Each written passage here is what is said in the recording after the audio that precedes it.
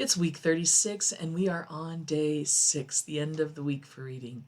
Today we're going to be looking at, again, the book by the prophet Ezekiel in chapters 37 through 40. Here we find one of our favorite stories, the Valley of Dry Bones. But what is it that God's trying to relay in this vision that he provides to Ezekiel? Well, it goes back to that central theme of Ezekiel's testimony, that being God's restoration of the people. And in this particular instance, the dry bones represent the people of Israel and the fact that God can bring life even from death. Nothing is too difficult for God. And so the people see themselves in a death-like state. They're no longer in their homeland.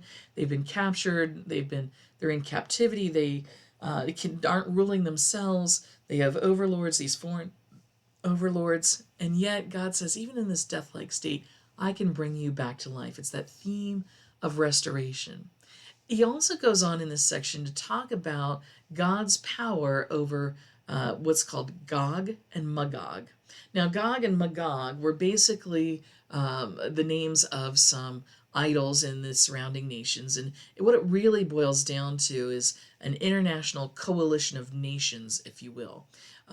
Think about a huge corporation and all its subsidiaries and how it might end up overtaking an entire field. We would call that a monopoly today. Well, same kind of thing, having a monopoly on a large portion of life or the world, as it were.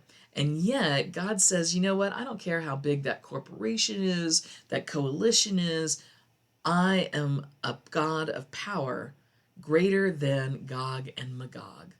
And so in that power, I can do away with them. I can rebuild the temple. I can bring life from death because I am the one true God, the creator of the universe that has power over everything, even your life. And I can restore your life. But again, it comes back to that idea of repentance, turning back to God. Where is it in our own lives where we have turned away from God and we need to return and worship the one true God who is the powerhouse of the universe?